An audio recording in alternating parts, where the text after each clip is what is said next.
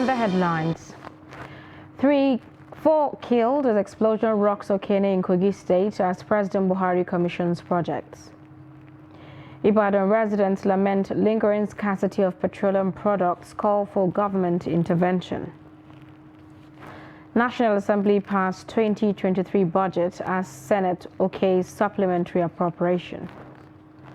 And Ivory Coast hands down 11 life sentences in 2016 resort attack. Hello and welcome to Trust TV News Update. I'm Zainab Bala.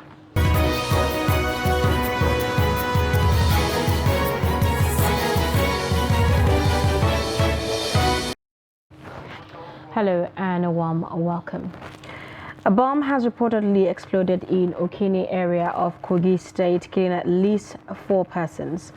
Now, the explosion is coming at a time President Muhammadu Buhari is visiting the state to commission projects executed by Governor Yahaya Bello. Now, the sound of the explosion on Thursday morning was heard near the Oyino's Palace in Okene local government area of the state. And now we are being joined by Labaran Tijani, a Daily Trust reporter in Kogi State, to give us an update on the incident. Hello, Labaran. Thank you so much for joining on the program. Yes, this morning explosion rocked the palace of Ohinoyi of Igiraland, Alaji Ado Ibrahim, around 9 a.m. The second gate of his palace was badly touched and destroyed. The gate along Dabras Hotel area. Well, the conflicting report is emanating from that area. Some said 4 died, some said 3 died, and some people are also saying that it was a bomb explosion, while others are saying it was a transformer explosion. So far, the cause of the incident is not known, and the security have cordoned off the area to determine the causes of the incident. Okay, so at precisely what time did the bomb explosion come off? It happened around 9 a.m. this morning. Okay, well, thank you so much, Tijani, for joining us. Okay, moving on. Gunmen have bombed the Ihiala Police Divisional Headquarters in Ihiala local government area of Anambra State, southeast Nigeria. Confirming the incident, police spokesperson in the state, Tochukwu Ikenga, said the attack happened on Wednesday at about 3 a.m. Ikenga said some police operatives engaged the gunmen in a shootout during the attack and subsequently recovered 1 AK-47 rifle. He said no life was lost in the incident and that the gunmen escaped the scene due to superior firepower of the operatives. The gunmen were said to have thrown improvised explosive devices into the facility, which razed a building inside the station. He did not give the exact number of the inmates who were set free by the gunmen. Meanwhile, Anambra State Governor Chukwuma Soludo says the state is now one of the safest states in Nigeria. He has also vowed to continue to ensure that criminal elements in the state are taken out. Soludo, who stated this while briefing journalists in his country home in Isiofia, Ogwata local government area, commended the efforts of security operatives in the state, saying their commitment has helped ensure security in the state. I want to commend all those these armed forces who sacrifice, who put their lives on the line to have our people sleep with their 2 eyes closed. Some of them have paid dearly. And I want also to remember at this particular occasion, this particular moment, all those who have paid the supreme sacrifice just to keep Anambra safe. Several of them died needlessly, I must say, because these criminals want the security officers out of the road. But fortunately, and we thank God that they have remained resolute. May their souls rest in peace. And we would continue to provide all the support that we can as government and as the people of Anambra in support of all the security forces. What they are doing, the sacrifices that they make, their commitment and professionalism, those roadblocks, those forward operating bases, we will continue to strengthen them, make them even stronger to keep our people safe and secured. But there's still work to be done. The road ahead still challenging, and all hands must continue to be on deck. Residents of Ibadan, the Oyo State capital, have lamented the lingering scarcity of petroleum products, which they say is making life unbearable. They called on government to urgently address the situation in the interest of the masses. The report. It is nature's gift to Nigerians, but petrol has continued to be out of the reach of many.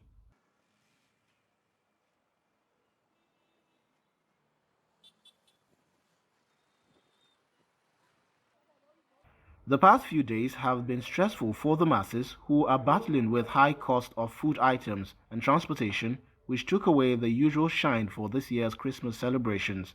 So we came in for petrol. So to have fuel is not an easy work at all. My message to government is to amend all this. If we are going like this, it's like this country it will just crash one day. During the UNATAD, we are not supposed to experience this type of thing. It's killing. You know, things have gone up. The petrol, I bought petrol 250, and it was too much for me. Fuel scarcity continues to bite as the product now sells for between 250 to as high as 400 naira per litre. This is not going down well with these Nigerians who want urgent steps taken to arrest the situation. The message is very simple. This thing can be done. We have several refineries. None of them is working.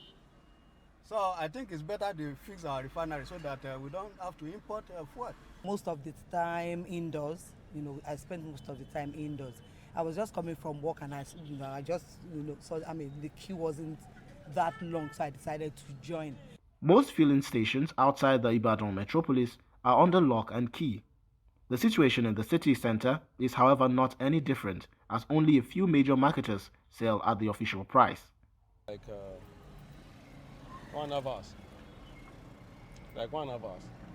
I think Bovas is the only filling station in the country, as far as I know, in this southwest, that has been very lenient with the situation here. Unbelievable that a country that is blessed like this, look at people suffering, wasting quality time here, queuing for fuel. The new year is only a few days away, and Nigerians here are demanding that government puts a stop to the lingering scarcity of petrol in order to make life easier for them as they welcome 2023. The quest for women's participation in politics and decision-making in Nigeria is one that has been keenly lobbied for, with low levels of progress recorded over the years. 27 years since the 1995 Beijing Declaration, which saw 189 countries of the world agreeing to implement gender parity and ensure increased participation of women in leadership and decision-making processes, among others. Dana Daniel Zagi examines the implementation progress in Nigeria among other African countries. His report. The failure of lawmakers to pass the 35% affirmative action in the National Assembly in March 2022 dealt a blow on the implementation of the 1995 Beijing Declaration in Nigeria. However, with a court ruling in April mandating the federal government to comply with the 35% affirmative action, women in Nigeria are optimistic successive governments will be sanctioned if they fail to conform. The gender appropriation bills that were sent to the National House of Assembly, this has been an effort that's been ongoing since 1999, since we turned into democratic rule.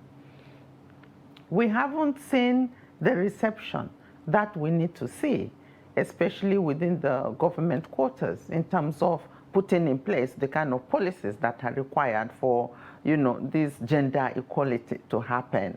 And so the gender appropriation bills were thrown out, with blatant audacity, because it just takes that to think that women are insignificant to the point that we would put in a bill and they would throw it out just like that. Though Western countries recorded significant progress in executing women inclusion in politics, African countries like South Africa, Uganda, and Ethiopia have fared well in this regard. According to statistics released by the World Economic Forum, Nigeria ranked 123rd out of 146 countries on the Global Gender Gap Index in 2022. This has stirred up questions on what could possibly be the reasons behind the gender gap and the cold feet towards a legal commitment for more women in leadership positions. Culture has been identified as one of the limiting factors, and religious dispositions have also been linked to gender gaps at different levels of society. However, this perception does not negate the potentials of women in politics and leadership. Leadership researchers based on data have given facts to determine positive gender differences in leadership effectiveness worldwide. Alluding to the place of women in nation building, Minister of Women Affairs Pauline Talon decries marginalization of women in Nigeria. My heart bleeds. I'm not happy with all our political parties as far as women issues are concerned. Our political parties, all of them, are not fair to women. It's not that we don't have qualified women to contest, but along the way, you know, everything takes place within the party structure. If you are not within the party structure in the party secretariat, you will be phased out. The determination of Nigerian women to obtain a fair chance in national decision-making says it all. And if the bargain is just for 35% place on the leadership table, what then has become of the federal character principle and human rights when a section of population feels disregarded? The need to ensure that the level of vulnerability to drug abuse among teenagers during festive periods is drastically reduced has been emphasized.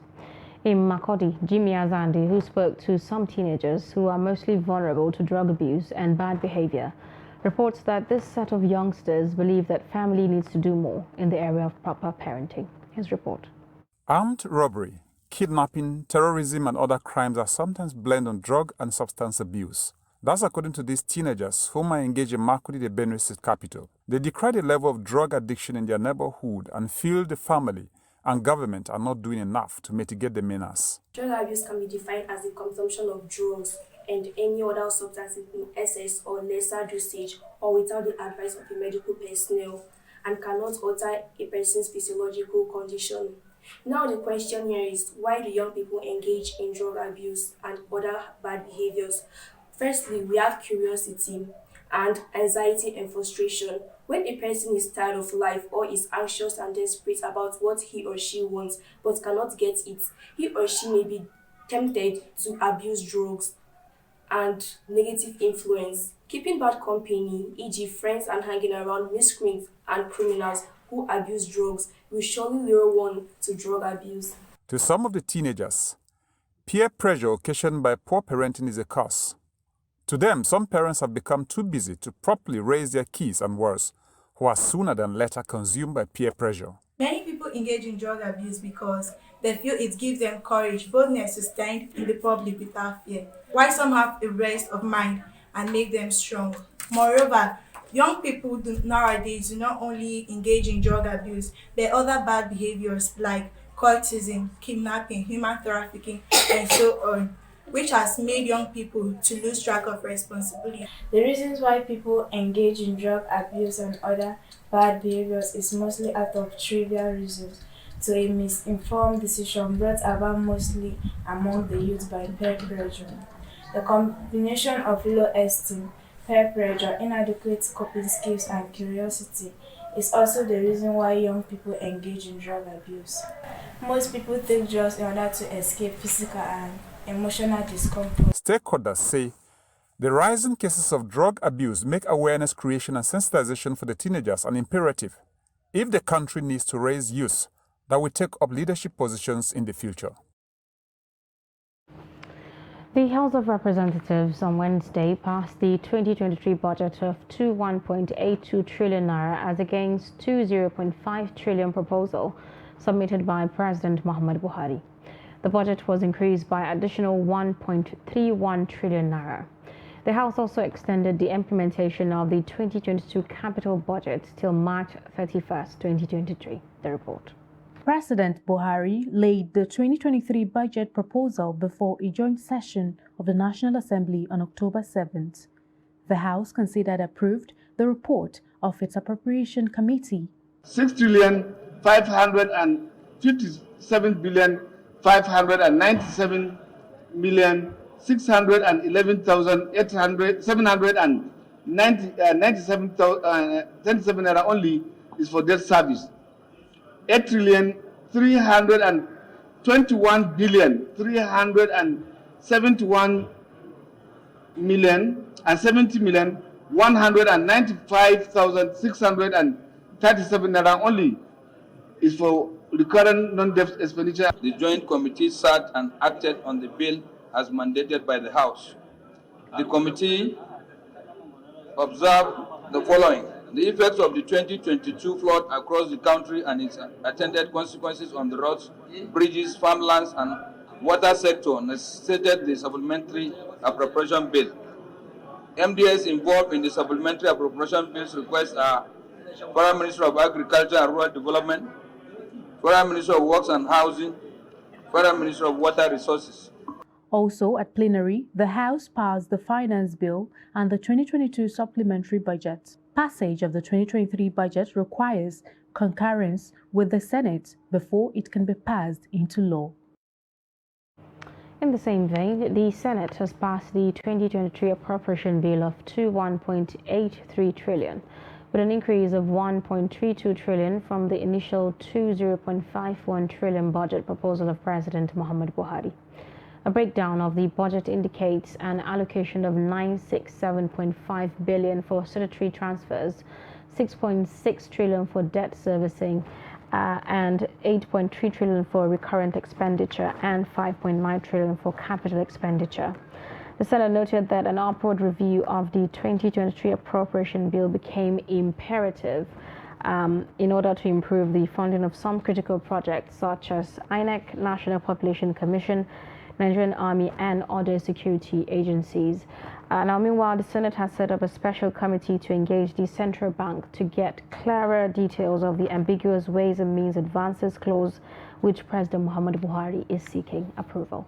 It is important to state that the committee worked harmoniously with the executive arm of government and its counterpart in the House of Representatives in the processing of this bill, which ensured the collaboration of the National Assembly and the executive arm of government in the discovery and utilization of additional revenue projections to fund or improve the funding of some critical projects such as INEC, National Population Commission, Nigerian Army, and other security agencies. The special committee to be chaired by the Senate leader, Senator Ibrahim Abdullahi Gobir, has Finance Committee, Appropriations, Debt, Foreign and Local Debt, Banking and Finance, to invite all the necessary, the MDAs, including CBN, to come with all the necessary documents to prove approvals and expenditures done previously. The Senate on Wednesday rejected the request of President Muhammad Buhari to restructure the 2.7 trillion loans the Central Bank of Nigeria extended to the federal government under its Ways and Means provision. The Ways and Means provision allows the government to borrow from the Apex Bank if it needs short-term or emergency finance to fund delayed government-expected cash receipts or fiscal deficits. President Buhari had last week asked the Senate to restructure the Ways and Means advances to raise the amount to 3.7 trillion with a tenure of 40 years, 3 years moratorium on repayment and on interest rate of 9%. This, however, generated uproar in the Red Chamber during the consideration of a report by its Committee on Finance, which worked on the presidential request. After the closed session, which lasted for about 1 hour, the Senate resolved to step down the restructuring of the 2.7 trillion CBN loans, but approved the borrowing of 819.5 billion to fund the 2022 supplementary budget. It also constituted a special committee to engage the Minister of Finance, Zainab Ahmed, CBN Governor Godwin Emefiele, and heads of other relevant agencies for details on expenditure made from the 2.7 trillion. The committee, headed by the Senate leader Ibrahim Gobir, APC Sokoto East, is to submit its report on January 17th when Senate resumes plenary from the New Year recess. You're watching Trust TV News Update coming up.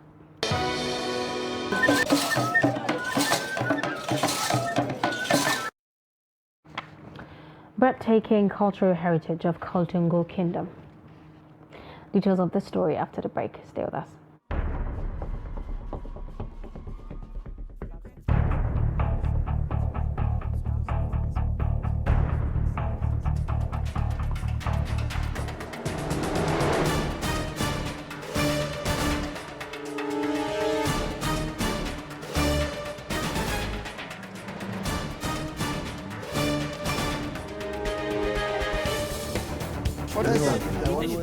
That's great. It's good to see you.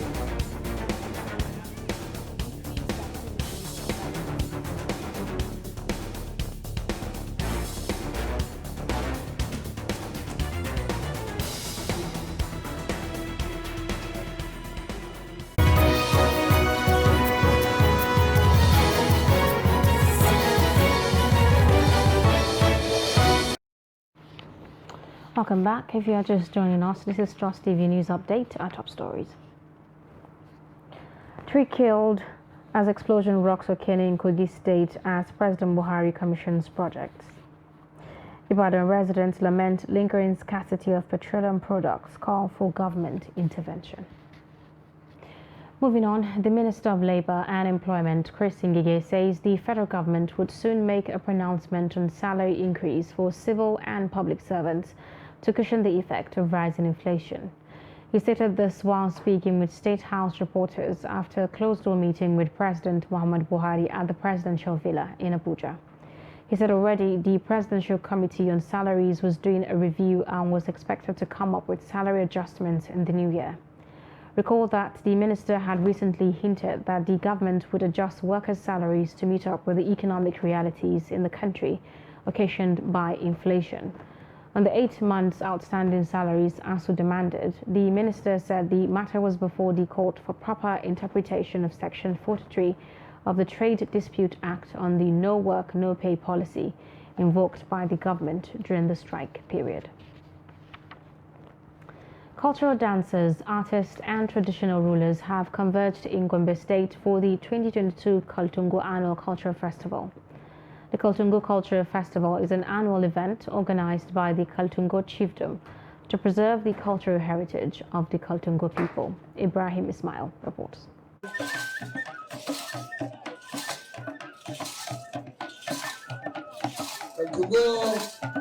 That was the mood at the 2022 Kaltungo Annual Cultural Festival holding in Kaltungo Town, Kaltungo Local Government Area of Gombe State. For years, the Mai Kaltungo, Saleh Muhammadu, has been championing the promotion of the cultural heritage of the people through the festival.